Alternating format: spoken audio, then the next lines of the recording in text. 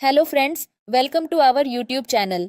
आज हम आपके लिए एक नया चाइनीज ड्रामा लेकर आए हैं, जिसे शुरू करने से पहले हमारे चैनल को सब्सक्राइब कर लें और वीडियो को लाइक करना मत भूलिएगा। ड्रामा की स्टार्टिंग में हम एक लड़की को देखते हैं जो हमारी फीमेल लीड चाओ थी, जो कार में होती है और कोई उसे बताता है कि आपकी रिपोर्ट्स आ गई हैं और इन रिपोर्ट्स के अनुसार आपको एडवांस कैंसर है और आपके पास अब सिर्फ आधा साल बचा है अपनी जिंदगी गुजारने के लिए। तो वो कार का शीशा खोलती है और मन में कहती है कि इस 24 साल की जिंदगी में मैंने कभी भी अपने लिए एक पल भी नहीं जिया।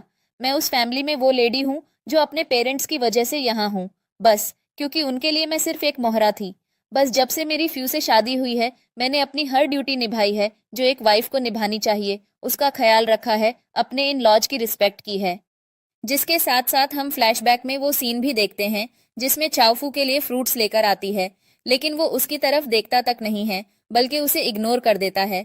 जिसके बाद वो उसके क्लोज आने की कोशिश करती है तो वो वहां से उठ के ही चला जाता है। जिसके बाद बैकग्राउंड में चाओ की वॉइस सुनाई देती है कि मैंने कभी भी नहीं सोचा था कि मेरी मैरिड लाइफ ऐसी होगी कि मेरा हस्बैंड ही मुझसे प्यार नहीं करेगा और मैं एक अनचाही जिंदगी जीऊंगी। और ये सब सोचते हुए उसकी आंखों से आंसू गिर रहे होते हैं और वो मन में कहती है कि अब मैं मर रही हूँ, लेकिन मेरे पास ऐसा कोई एक मोमेंट भी नहीं है जिसमें मैं खुश थी। जिसके बाद उसका ड्राइवर उससे पूछता है, मैम पहले आपको ड्रॉप करूं या सर को पिक करूं? तो वो काफी रुडली उसे कहती है कि नहीं, पहले मुझे घर ड्रॉप करो, क्योंकि वो बहुत गुस्से में थी। जिसके बाद उसका ड्राइवर भी सोचता है कि ये मैडम को क्या हो गया है, ये तो कभी भी ऐसे बात नहीं करती, हमेशा बहुत पॉलाइट रहती हैं, कोई तो बात जरूर है आज। जिसके बाद वो घर आकर अपने सारे स्टॉक्स और चेक्स वगैरह को काउंट कर रही होती है और ये सब मिलाकर भी सिर्फ 1 मिलियन ही बन रहा था। और तभी वहां उसकी मेड आती है जो उसको कहती है कि सर आज बिजनेस ट्रिप से वापस आ गए हैं, वो आधे घंटे में घर आ जाएंगे, तो आप कहें तो उनके लिए खाना बना लें।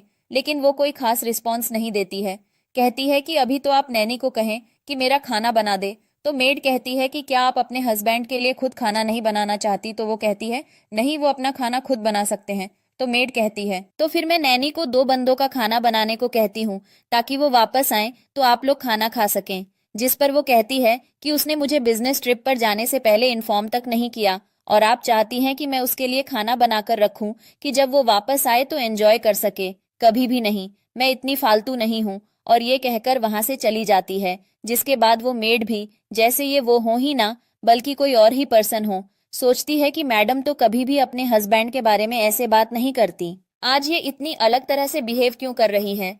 इधर फ्यू घर आता है तो चाओ लेटी हुई स्ट्रॉबेरी खा रही होती है और टैबलेट यूज कर रही होती है। तो वो उससे कहता है, क्या तुम्हें पता था कि मैं आज वापस आने वाला हूँ? वो कहती है नहीं, मुझे कैसे पता होगा, तुमने मुझे बताया ही नहीं। तो वो कहता है तुमने डिनर कर लिया? वो लेटी है हाँ। जिस पर फ्यू कहता है मेरा वेट भी नहीं किया। तो वो कहती है नहीं, और स्ट्रॉबेरी खाती हुई वहां से चली जाती है। तो फू उसको देखकर सोचता है कि ये पहले तो ऐसी नहीं थी, कुछ तो चेंज है। अगले सीन में फू का भाई उससे मिलने आता है और कहता है भाई, मुझे जैसे ही पता चला आप वापस आ गए हो, मैं फौरन आपसे मिलने आ गया। आपने इस बार बिजनेस ट्रिप पर कमाल कर दिया, सबको पीछे छोड़ दिया। फिर वो इधर उधर देखता है और छाव के बारे में पूछता है तो फू कोई जवाब नहीं देता। जिस पर वो कहता है कि छाव को तुम्हारे लिए टैंग ने पसंद किया है और टैंग अच्छा आदमी नहीं है, बहुत साल पहले उसने आपको मारने की कोशिश की थी, तो इससे भी कोई अच्छी उम्मीद मत रखना, ये भी अपना रंग दिखा सकती है कभी भी। और तभी छाव तैयार होकर नीचे आती है और वो बहुत ही ज्यादा सुंदर लग रही थी। तभी फूका भाई उसे देखकर सोचता है, जहां तक मुझे पता है छाव एक सुस्त और कंजर्वेटिव लड़की थी। और फू भी सोच रहा होता है ये इतनी ज्यादा बदल कैसे गई, ये तो छाव लग ही नहीं रही। तभी छाव नीचे आती है तो उसे देखकर उसकी मेड उसकी तारीफ करती है और कहती है आप कहीं बाहर जा रही हैं? तो वो कहती है हाँ, मुझे कुछ काम है। जिसके बाद वो फ्यू की तरफ देखती है जो पहले से ही उसे देख रहा था, लेकिन छाव उसे इग्नोर करके मेड से बातें करने लग जाती है कि आज क्या बनाया है। वो कहती है आपका फेवरेट पास्ता। और तभी फ्यू का भाई कहता है भाई आपने देखा ये कितनी बदल गई है। अगले सीन में वो सब लंच कर रहे होते हैं और छाव तो मस्त अपना लंच कर रही होती है, किसी पर भी ध्यान दिए बिना। जिस पर फ्यू कहता है कि मेरा हो गया और टेबल से उठकर चला जाता है। जिसके बाद फ्यू का भाई छाव को कहने लगता है तुम जो भी कर लो मेरे भाई का दिल नहीं जीत सकती, बस कुछ समय और हमारी कंपनी थोड़ी सेट हो जाए तो भाई तुम्हें डिवोर्स दे देगा। तभी छाओ ऐसे प्रिटेंड करती है जैसे फ्यू पीछे खड़ा हुआ है और फ्यू का नाम लेती है। ही फ्यू का भाई फ्रीज हो जाता है, जो देखकर वो स्माइल करने लग जाती है और तभी वो पीछे मुड़कर देखता है तो वहां कोई भी नहीं था। जिसके बाद वो फिर से छाओ को बुरा भला कहने लग जाता है और उसे थप्पड़ मारने ही वाला था कि वो फिर से फ्यू का नाम लेती है। वो बोलता है, इस बार मैं तुम्हारी बातों में नहीं आऊंगा, और उस पर हाथ उठाने लगता है। लेकिन तभी फू पीछे से आकर उसका हाथ पकड़ लेता है, जिसके बाद छाओ वहां से चली जाती है। तो फ्यू का भाई उससे कहता है, आपने उसके लिए मुझे डांटा, आपको पता भी है वो एक स्पाई है।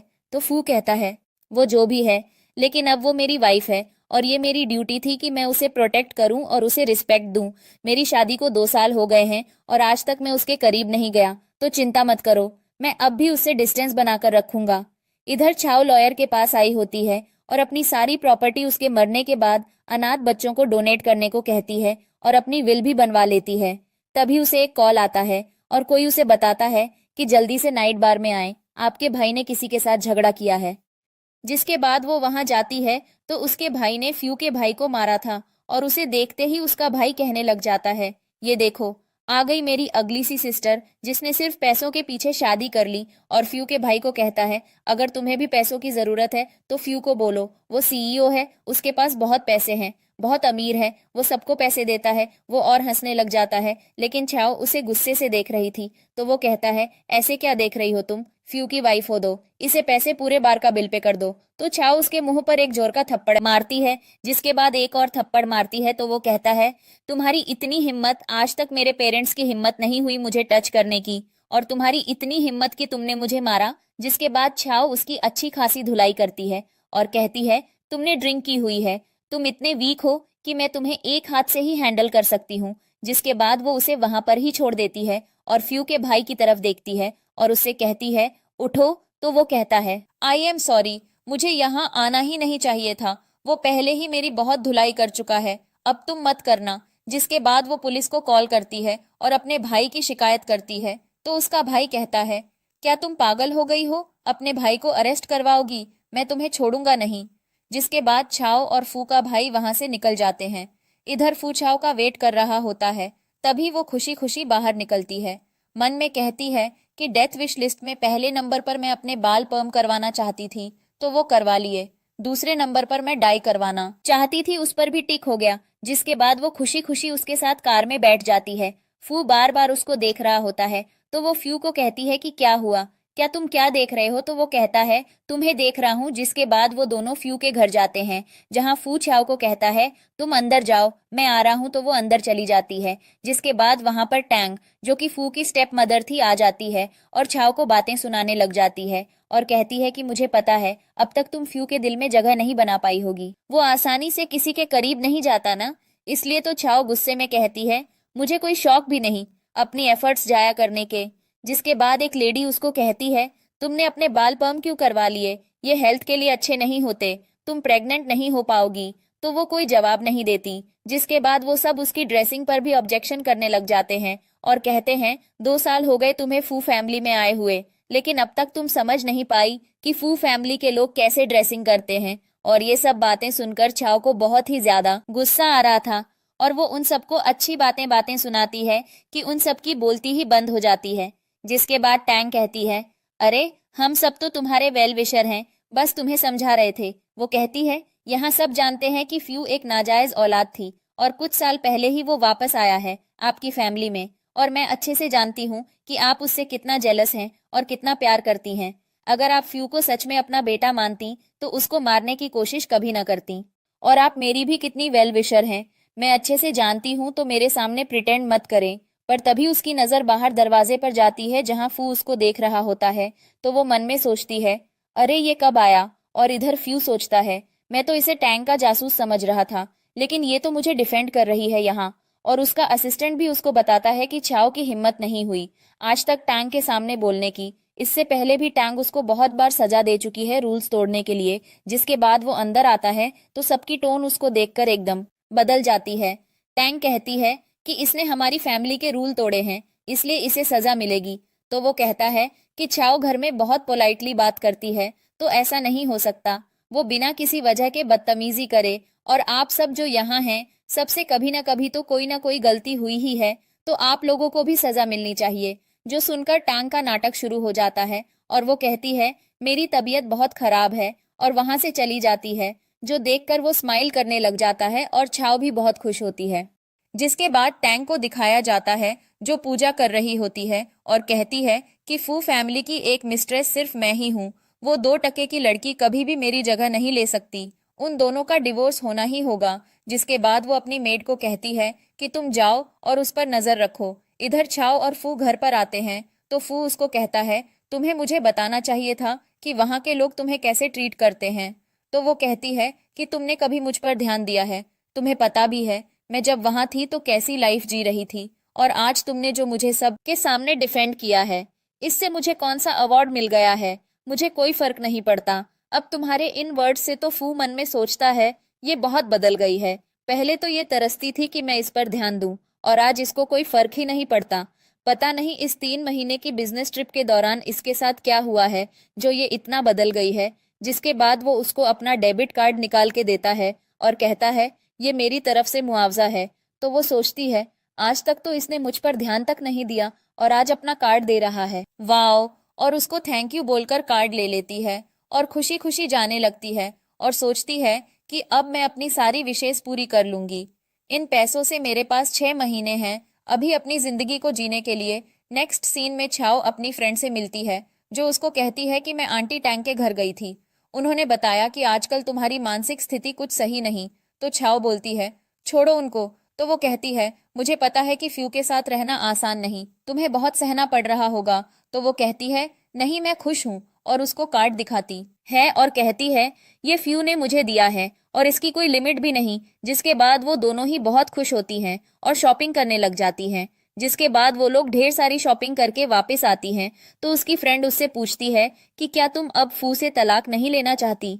तो छाव मन में सोचती है कि उसने ये कार्ड देकर मुझ पर बहुत बड़ा एहसान किया है, अब मैं 6 महीने में अपनी डेथ विश लिस्ट की सारी विशेष पूरी कर सकती हूँ। और अपनी फ्रेंड को कहती है सोचता तो है जब टाइम आएगा देखा जाएगा। इधर हम एफयू को देखते हैं जो अपने फ्रेंड्स के साथ एक जगह पिकनिक पर आया हुआ था और अपना फोन चेक कर रहा था जिसमें डेबिट कार्ड से बहुत सारे मैसेज आए हुए थे और एक घर भी खरीदा गया था, जो देखकर वो कहता है घर भी खरीदा है। तभी उसके फ्रेंड्स उसके पास आ जाते हैं और बातें करने लग जाते हैं। तभी वहां पर छाव की फ्रेंड आती है जो फ्यू की सिस्टर थी और छाव को साथ लेकर आती है और कहती है कि आप छाव को क्यों नहीं लाए अपने साथ, अगर मैं इसको जबरदस्ती यहाँ नहीं लाती तो वो घर में अकेली ही होती। ये आपकी वाइफ है, आपको इसका ख्याल रखना चाहिए। लेकिन फ्यू इग्नोर करके चला जाता है। जिसके बाद छाव उसको कहती है छोड़ो, तुम्हें पता है हमारा रिश्ता ऐसा ही है। नेक्स्ट सीन में छाव कब से निशाना लगाने की कोशिश कर रही होती है लेकिन उससे निशाना लग ही नहीं रहा होता और फू दूर बैठा उसको देख रहा होता है और अपने भाई से कहता है जाओ उसको सिखाओ, तुम तो उसका भाई हो।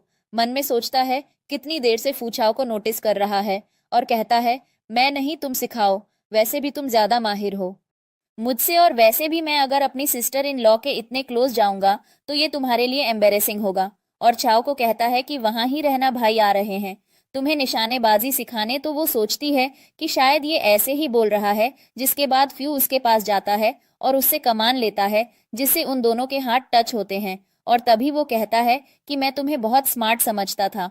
तो वो तो उससे लड़ने ही लग जाती है, जो देखकर फू सोचता है ये सच में कोई और ही इंसान बन गई है और निशाना बांधता है जो बिल्कुल ठीक लगता है।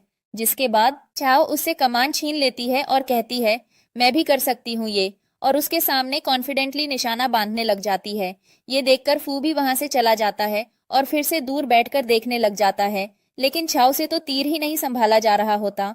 तभी फू का एक फ्रेंड उससे बैडमिंटन खेलने को कहता है, लेकिन वो तो छाओ को देख रहा था इसलिए मना कर देता है। जिसके बाद उसका भाई उसके पास आकर बैठ जाता है और कहता है कि छाओ बहुत देर से प्रैक्टिस कर रही है ना। तो वो कहता है हाँ 48 मूव्स कर चुकी है, यानी वो कब से बैठा काउंट कर रहा था। और तभी वो एक और बार निशाना मारती है जो नहीं लगता तो वो कहता है लो अब 49 हो गया। जिसके बाद वो आखिरकार अपना गोल अचीव कर ही लेती है, जो देखकर फू और उसका भाई भी खुश होते हैं। तो फू कहता है फाइनली 3 घंटे लगाकर 50वीं मूव में उसने कर दिखाया। तो उसका भाई कहता है उसके हाथ जरूर जख्मी हो गए होंगे। जो सुनकर फू को उसकी फिक्र तो होती है, लेकिन वो इग्नोर करके चला जाता है और रात को अपनी कजन सिस्टर को छाव के लिए एक ऑइंटमेंट देता है और उससे कहता है कि ये छाव को दे देना। जिसके बाद हमें पता चलता है कि फ्यू की कजन सिस्टर असल में फ्यू को पसंद करती थी और उससे शादी करना चाहती थी। तभी वो चाहती थी कि छाव और फू का तलाक हो जाए। जिसके बाद वो कहती है कि जब वो दोनों एक दूसरे से प्यार ही नहीं करते तो उनका तलाक ही हो जाना चाहिए। इधर छाव को हाथ में बहुत दर्द हो रहा होता है, इसलिए वो फ्यू के भाई के पास ऑइंटमेंट लेने जाती है। तो वो उसको कहता है, क्या रुओ ने तुम्हें ट्यूब नहीं दी? वो कहती है नहीं। जिसके बाद वो रूम में जाकर एक ऑइंटमेंट लाकर उसको देता है और उसको बताता है कि फ्यू खास तौर पर तुम्हारे लिए ऑइंटमेंट लाया था। पता नहीं रुओ भूल गई है या उसने जानबूझकर तुम्हें नहीं दी। जिसके बाद छाव थोड़ी अपसेट हो जाती है और बाहर गार्डन में आ जाती है और सोचती है कि बार बार कोई मुझे यूज ही क्यों करता है। मेरे पेरेंट्स ने भी मुझे यूज किया, अब फ्रेंड ने भी। तभी वो रुओ को टैंक से फोन पर बात करते हुए सुनती है, जिस पर वो कह रही होती है, अगर मुझे फ्यू के करीब नहीं जाना होता तो मैं कभी भी उससे दोस्ती ना करती। I hate her so much. उसने मेरी जगह ली है।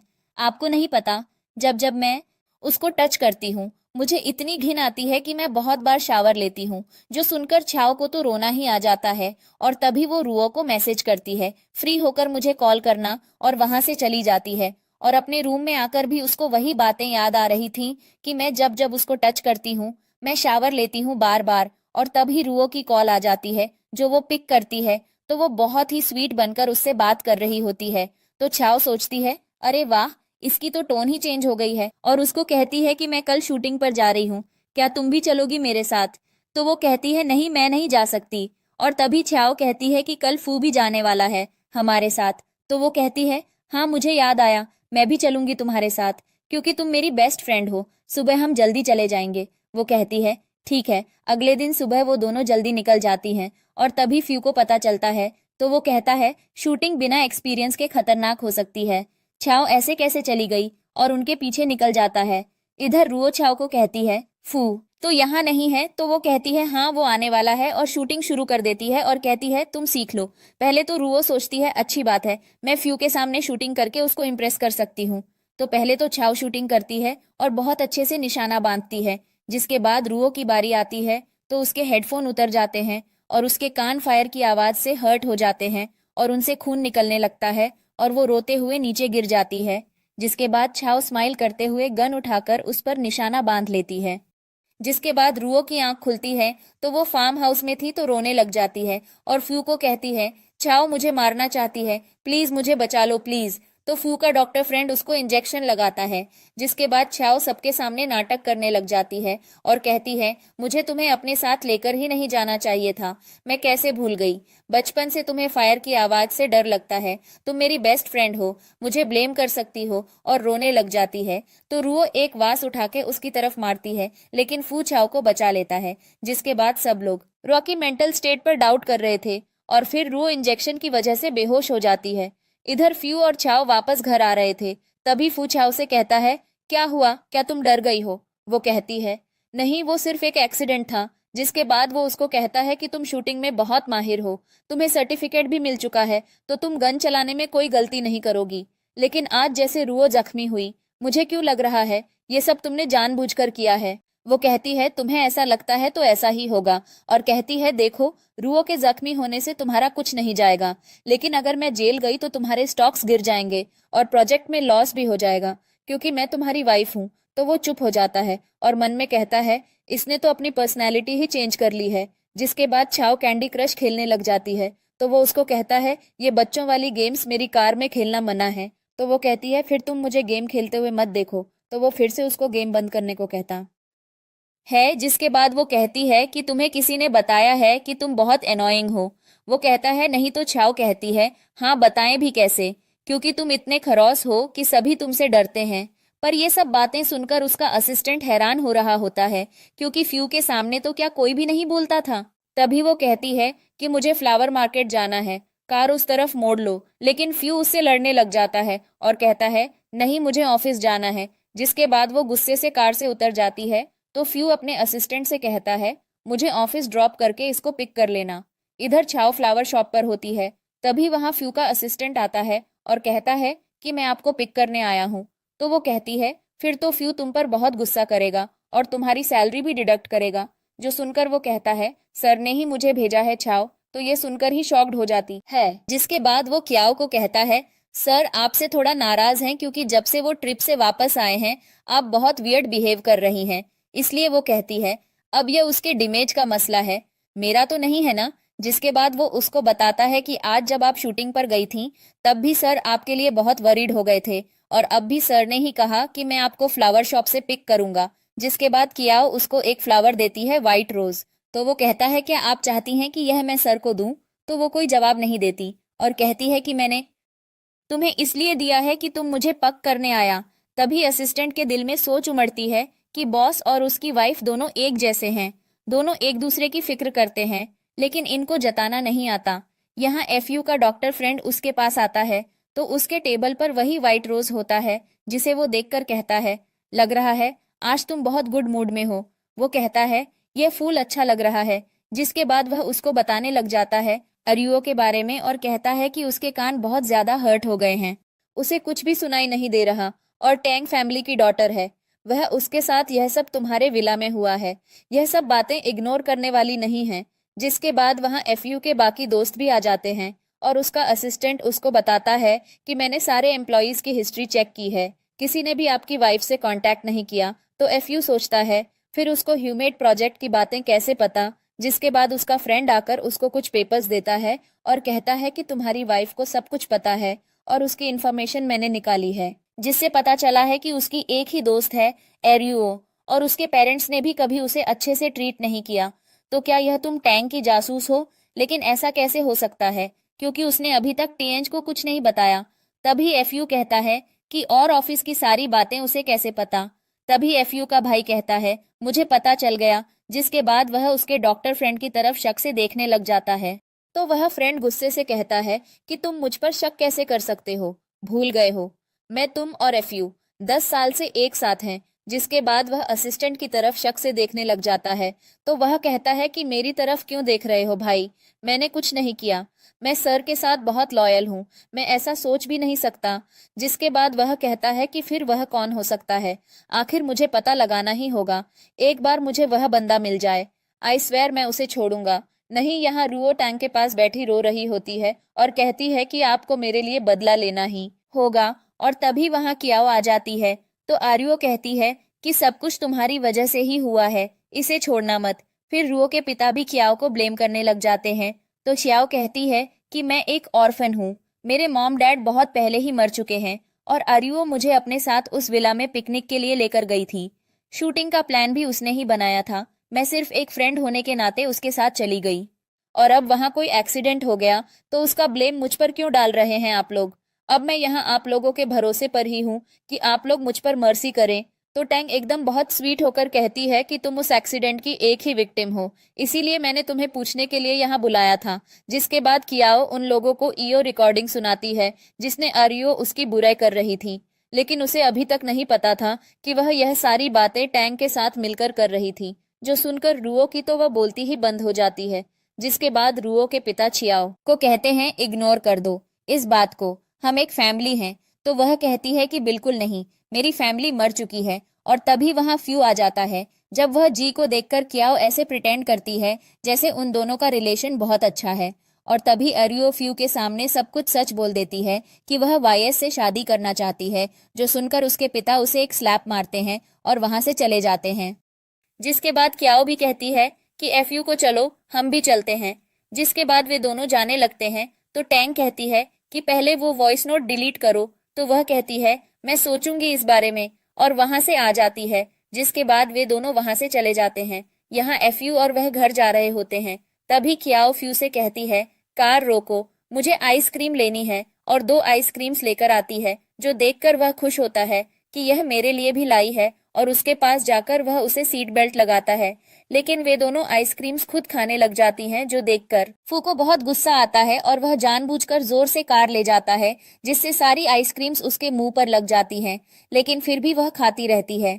नेक्स्ट डे चाओ वो वॉइस नोट पोस्ट करके टांग फैमिली के खिलाफ एक पोस्ट लगा देती है जिसके बारे में फू को पता चलता है। तो वो सोचता है इसने ऐसा क्यों किया, जी से फ्यू को कंपनी को भी लॉस हुआ था क्योंकि स्टॉक्स के प्राइस 5 पॉइंट्स नीचे गिर गए थे। जिसके बाद चाओ, जो कि फ्यू के ऑफिस में बैठी गेम खेल रही थी, फू उसको कहता है तुमने ऐसा क्यों किया? तो वो कहती है टैंग फैमिली ने मुझे यूज करने की कोशिश की, तो मैं उसको ऐसे ही तो नहीं छोड़ सकती थी ना। जिस पर फू चुप हो जाता है। तभी वहां पर चाओ के पेरेंट्स जबरदस्ती ऑफिस के अंदर आ जाते हैं और बहुत भरम से पैसे मांगने लग जाते हैं।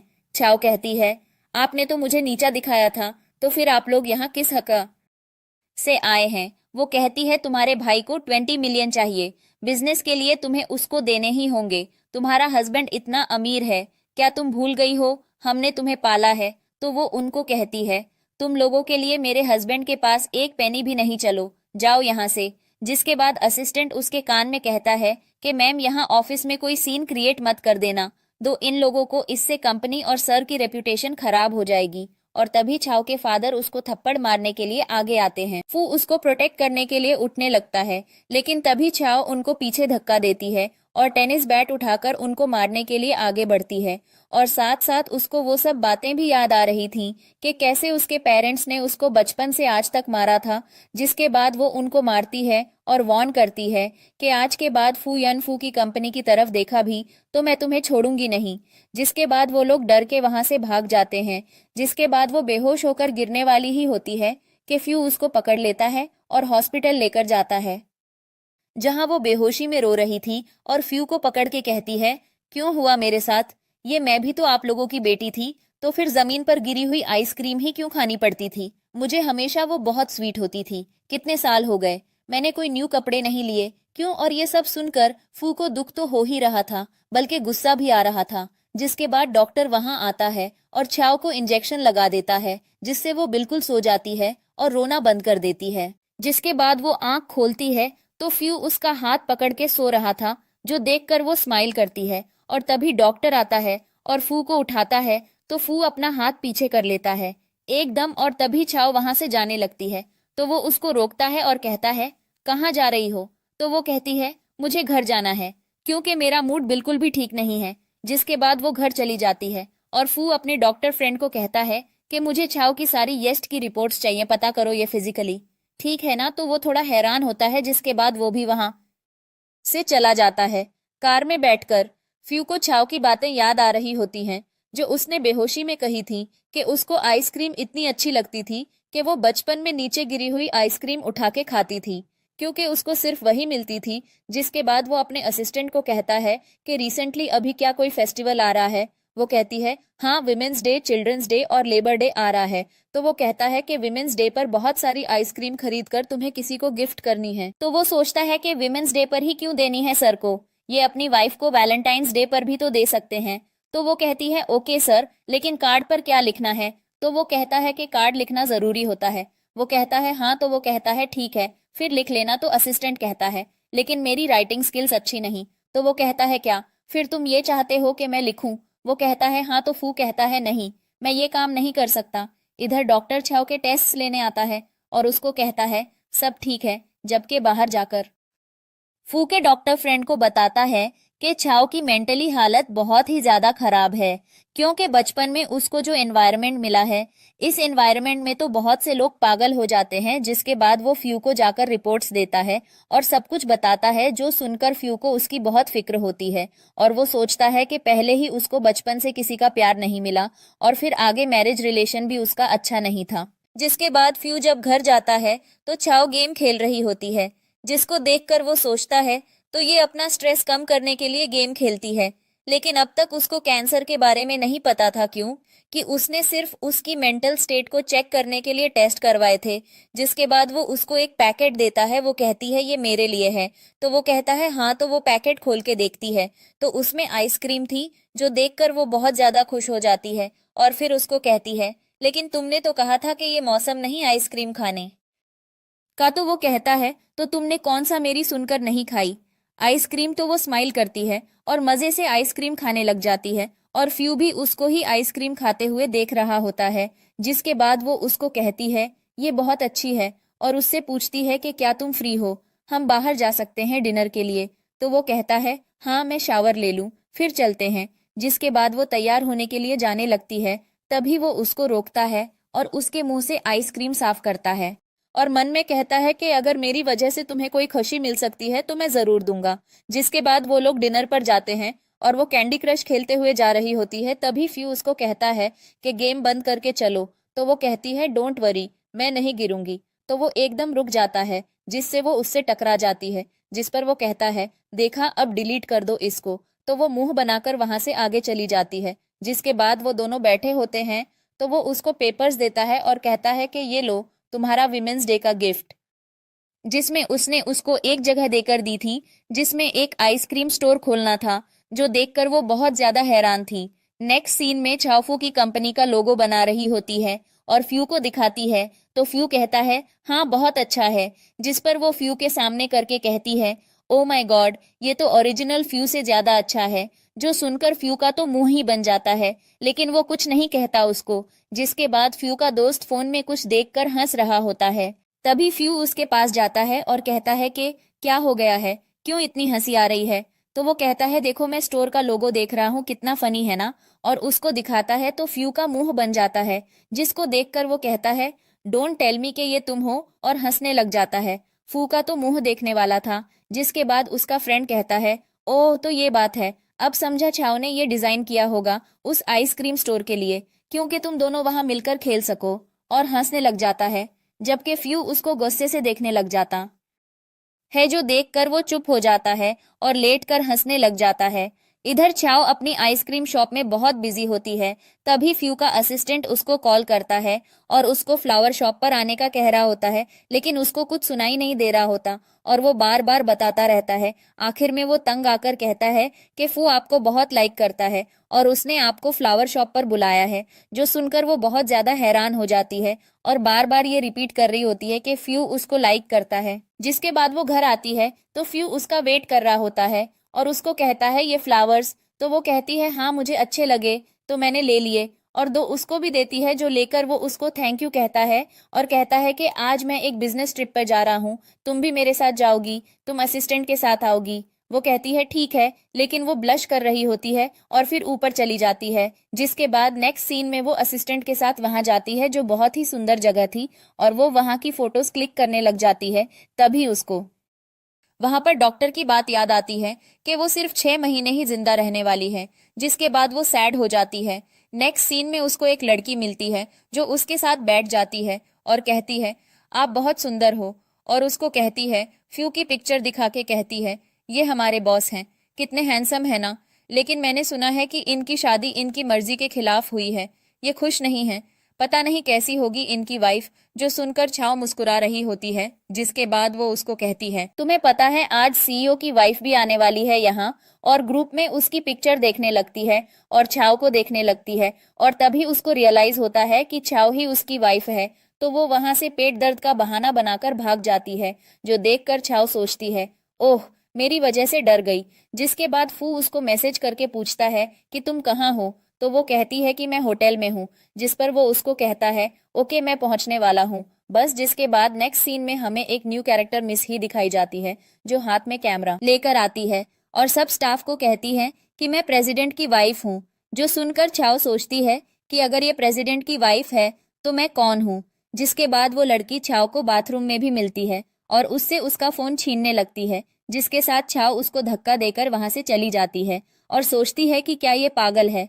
क्या इधर छाव रूम में आती है तो फू उसका वेट कर रहा होता है और कहता है मेरे मैसेज का जवाब क्यों नहीं दिया। वो कहती है मैंने फोन नहीं देखा। जिसके बाद वो उसके बाल ठीक करने लग जाता है, जो देखकर वो तो ब्लश करने लग जाती है। और तभी वहां पर फ्यू का भाई आ जाता है, जो उनको देखता है और कहता है ओह लगता है मैं गलत टाइम पर आ गया, और छाव तो वहां से भाग ही जाती है। जिसके बाद वो फू को बताता है कि एक एम्प्लॉई है ही नाम की, जो सबको बोलती फिर रही है कि वो आपकी वाइफ है। तो फू कहता है अच्छा लेकिन मैं तो उसको जानता तक नहीं। इधर छाव ब्लश कर रही होती है, सोचती है कि मेरे कान क्यों लाल हो गए हैं। जिसके बाद वो तैयार होकर बाहर जाती है तो फ्यू उसके हाथ पर निशान देखता है, जो ही ने उसके हाथ पर डाला था, और वो अपने भाई को कहता है सबको बुलाने को। जिसके बाद सब ऑफिस वाले वहां आते हैं और ही अब भी प्रिटेंड कर रही थी जैसे वो फू को बहुत अच्छे से जानती है। जिसके बाद वो अपने भाई को इशारा करता है तो वो छाव को लेकर आता है और सबको बताता है कि ये है हमारे प्रेसिडेंट की वाइफ, जो देखकर सभी शॉक्ड हो जाते हैं और ही को बुरा भला कहने लग जाते हैं। जिसके बाद ही को फायर कर दिया जाता। जिसके बाद फ्यू का भाई उन दोनों को कहता है, आप लोग खाना खाएं, मैं आता हूँ। अभी तो छाओ फू को ही के बारे में कहने लग जाती है कि तुमने उसको निकाला, क्यों सेक्रेटरी रख लेते, उसको रोज देखती, इतनी प्यारी टॉय थी। लेकिन फू तो उसको ही देख रहा होता है और उसके लिप्स पर फू की नजर होती है। जिसके बाद वो उसका मुंह पकड़ के अपनी तरफ करता है और उसको किस कर लेता है। सीन यहाँ पर कट हो जाता है। छाओ की आंख खुलती है मैसेज की बीप से, तो वो अपने लिप्स पर हाथ रखती है और उसको किस याद आ जाती है। तभी वो मैसेज चेक करती है तो वो डॉक्टर का था जो कह रहे थे 2 ड्रग्स मिले हैं उसके ट्रीटमेंट के लिए। अब भी मार्केट में वो ड्रग्स सेल नहीं हो रहे। जिसके बाद वो उनको मैसेज करती है, मैं 2 दिन में वापस आ जाऊंगी, फिर आपके पास आऊंगी। जिसके बाद फ्यू उसके रूम में आता है तो वो कहती है, क्या गलती से तुम गलत रूम में आ गए हो?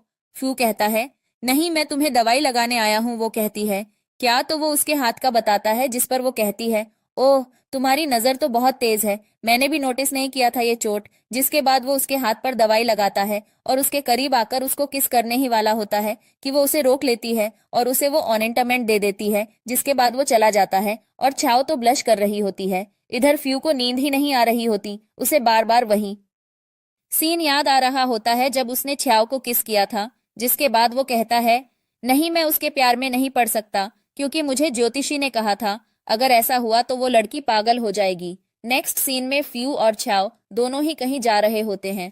तभी एक फूड कार्ट के पास उनको एक फैमिली दिखती है जो अपनी बेटी से मीट स्टिक छीनकर अपने बेटे को दे देते हैं और वो बच्ची बहुत उदास होकर बैठ जाती है।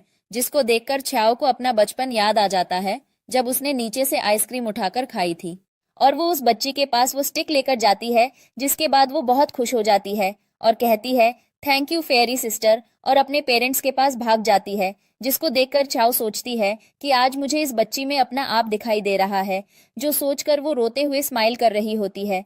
और तभी वो पीछे मुड़ती है तो फू उसी के लिए एक स्टिक लेकर खड़ा होता है, जो देखकर उसे फू पर बहुत प्यार आता है। लेकिन फिर वो सोचती है कि फू उसे पसंद नहीं करता और उसके हाथ से वो स्टिक लेकर चली जाती है और फ्यू भी उसके पीछे पीछे जाने लगता है। बाद अगले सीन में वो फ्यू को अपनी पिक्चर्स क्लिक करने को कहती है तो वो उसकी पिक्चर्स क्लिक करने लगता है, जो देखकर सब लोग बातें करने लग जाते हैं कि ये कितना अच्छा हस्बैंड है। और तभी छाओ उसको पिक्चर दिखाने को कहती है, लेकिन तभी उसको चक्कर आ जाते हैं और वो गिरने ही वाली होती है कि फ्यू उसे पकड़ लेता है। जिसके बाद वो सोचती है, धीरे धीरे मेरी बीमारी साइड इफेक्ट्स दिखा रही है। लेकिन वो इग्नोर करके पिक्चर देखती है तो वो बहुत बुरी थी। जिसके बाद वो फ्यू की तरफ गुस्से से देखती है और कहती है, तुम रहने दो, और असिस्टेंट को पिक्चर्स क्लिक करने को बोलती है। और वो इतनी अच्छी पिक्चर्स क्लिक करता है कि वो खुद भी हैरान हो जाती है। जिसके बाद फ्यू असिस्टेंट को गुस्से से देखने लग जाता है और कहता है कि मुझे लगता है तुमने अपनी नई जॉब ढूंढ ली है, अब मुझे कोई नया असिस्टेंट ढूंढना पड़ेगा। जिसके बाद अगले सीन में फ्यू का भाई और छाओ दोनों डिनर पर आए होते हैं। तभी टीवी पर एक क्रिमिनल की न्यूज देखकर फ्यू का भाई छाओ को बताता है कि ये क्रिमिनल भाई की वजह से ही जेल गया था, भाई ने ही इसको सजा दिलवाई थी। और तभी टीवी में बता रहे होते हैं कि वो जेल से भाग चुका है। जिसके बाद छाओ सामने देखती है तो वो वहीं था। जिसके बाद वो फू के भाई को बताती है तो वो दोनों वहां से चुपके से निकलने की कोशिश करते हैं, लेकिन उससे पहले ही वो क्रिमिनल उन लोगों को पहचान लेता है। तभी छाओ फू के भाई को धक्का देकर खुद सामने आ जाती है और वो उसके गले पर चाकू रख देता है और फू के भाई से कहता है, जो बुला के लाओ अपने भाई को और बता देना, अगर उसने देर की तो उसकी वाइफ की गर्दन उतार दूंगा। जिसके बाद छाओ उसको बातों में लगाने की कोशिश करती है और कहती है कि क्या तुम अपने स्कार्स हटाना चाहते हो? मेरे पास एक डॉक्टर का नंबर है, वो एक सर्जरी में ही सारे स्कार्स हटा देगा। तो वो कहता है, अपनी बकवास बंद करो। तभी वहां फू भागता हुआ आ जाता है और उसको कहता है कि मेरी वाइफ को कुछ मत कहना। जिसके बाद वो उसको वादा करता है कि मैं तुम पर से सारे चार्जेस हटवा दूंगा। तो वो कहता है, नहीं, तुम झूठ बोल रहे हो। तभी छाओ भी उसे एग्री करती है तो वो छाओ को छोड़ देता है। लेकिन तभी कुछ गिरने की आवाज आती है, जो सुनकर वो कहता है, तुम अकेले नहीं आए, पुलिस के साथ आए हो, धोखा दिया मुझे। और चाकू लेकर उनके पीछे भागता है, जो छाओ की कमर में लग जाता है। जिसके बाद फू उसे बहुत ज्यादा मारता है। नेक्स्ट सीन में हम देखते हैं कि छाओ बिल्कुल ठीक थी और फू के भाई की चोटों पर दवाई लगा रही थी। तभी वहां पर फू का डॉक्टर फ्रेंड आ जाता है और वो उससे पूछती है कि फू ठीक है। और यहाँ हमें पता चलता है कि वो चाकू फू के हाथ पर ही लगी थी और फू ने छाओ को बचा लिया था। जिसके बाद वो उसको फू की दवाइयां देता है और वहां से चला जाता है। बाहर आकर वो असिस्टेंट से बात करने लग जाता है और कहता है कि जब से फ्यू को मॉम वाला इंसिडेंट हुआ है, फू ब्लड से बहुत डरता है। मुझे उम्मीद है कि छाओ उसको शांत कर सके। इधर हम फ्यू को देखते हैं जो बेहोशी में सपना देख रहा था। उसको अपनी मॉम दिखती है कि उसके डैड ने उसकी मॉम को चीट किया था और फिर उसकी मॉम ने खुद को चाकू मारकर सुसाइड कर ली थी।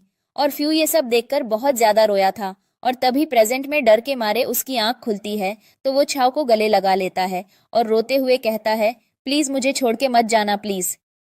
तो छाव हैरान हो जाती है कि वो रो रहा था, जिसके बाद वो उसको समझाती है और उसके साथ ही लेट जाती है।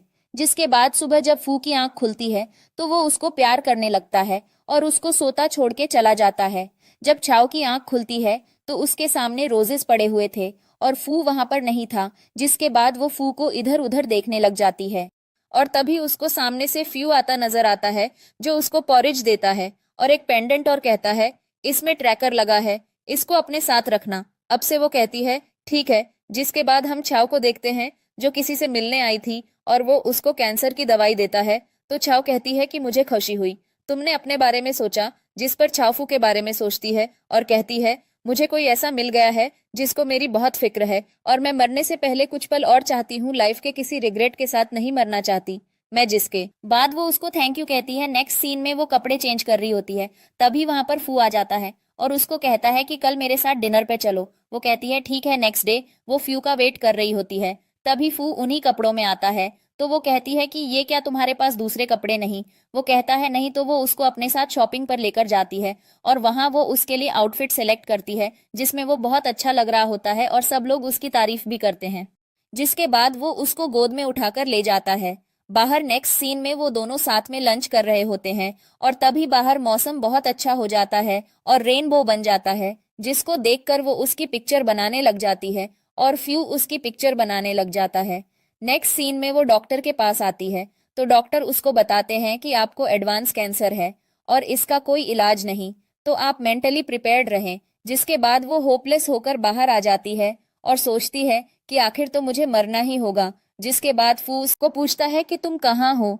तो वो कहती है हॉस्पिटल रूटीन चेकअप के लिए। जिस पर वो कहता है एक दिमाग के डॉक्टर से भी मैंने तुम्हारे लिए अपॉइंटमेंट ली है। तो वो गुस्से में कहती है क्या तुम्हें मैं पागल लगती हूँ? वो कहता है नहीं, मेरा मतलब डिप्रेस्ड। तो वो गुस्से में उसकी कॉल काट देती है। जिसके बाद वो अपने दोस्त को कॉल करता है और कहता है लड़कियों को कैसे खर्च करते हैं। जिसके बाद वो उसको बताने लगता है और फिर वो उसको थैंक्स कहकर कॉल बंद कर देता है। इधर छाव वापस घर आ रही होती है, तभी वो एक कपल को देखती है जिसको देखकर उसको फ्यू की याद आ जाती है और वो सोचती है कि क्या मुझे उससे प्यार हो गया है। और वो उसको मिलने के लिए जल्दी से घर आती है, लेकिन वो घर पर नहीं होता।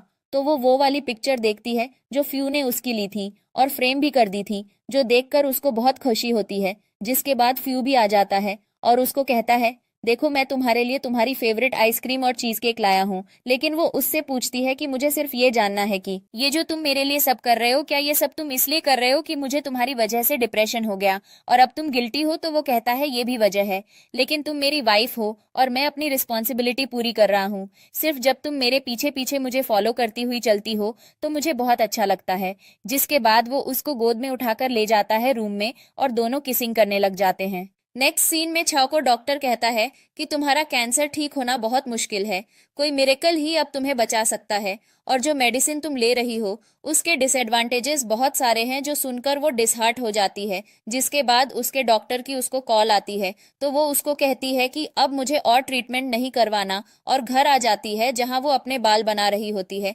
तभी उसके बाल बहुत ज्यादा टूटकर उसके हाथ में आ जाते हैं, जो देखकर वो और भी दुखी हो जाती है। जिसके बाद डिनर टेबल पर उससे खाना भी नहीं खाया जा रहा होता, लेकिन वो जबरदस्ती खाना खाने लगती है और रोने लग जाती है। तभी फ्यू की वीडियो कॉल आती है और वो उसको कहता है कि मैं कल वापस आ जाऊंगा और तुम्हारे लिए गिफ्ट लेकर आऊंगा। वो कहती है मैं तुम्हारा वेट करूंगी। जिसके बाद नेक्स्ट डे वो वापस आता है और उसको हक करके उसको फायर वर्क दिखाता है जो उसने उसके लिए प्लान किया था, जो देखकर वो बहुत खुश होती है और ये सब कुछ अपनी डायरी में लिखती है। इधर फ्यू का फ्रेंड उसको कॉल करता है और कहता है कि मैंने चाओ को किसी लड़के के साथ सीक्रेटली मिलते हुए देखा है और उसको पिक्चर सेंड करता है। जिसके बाद फू उसको कहता है ये कोई एविडेंस नहीं है, वो मेरी वाइफ है और कॉल काट कर देता है। जिसके बाद छाओ उसके पास आती है और कहती है तुम्हारे रूम का शावर खराब है, इसलिए मेरे रूम में आकर नहा लो। जिसके बाद वो उसके रूम में जाता है और दवाइयां देखकर सोचता है ये किस चीज की दवा है। जिसके बाद वो नहाता है और वो दोनों एक साथ सोते हैं और दोनों ही बहुत नर्वस थे। जिसके बाद छाव को लगता है वो सो गया, तो वो उसको देख रही होती है। तभी वो उसको किस करने लगता है और कहता है क्या मैं आगे कंटिन्यू कर सकता हूँ। तो वो कहती है हाँ, और उसकी शर्ट के बटन्स खोल देती है। जिसके बाद वो दोनों रोमांस करने लग जाते हैं। जिसके बाद वो उसका बहुत ज्यादा ख्याल रख रहा होता है और वो ये देखकर बहुत खुश थी। नेक्स्ट सीन में वो डायरी लिख रही होती है और लिखती है कि मैं एक्सरसाइज कर रही हूँ ताकि मैं थोड़े दिन और जी पाऊँ।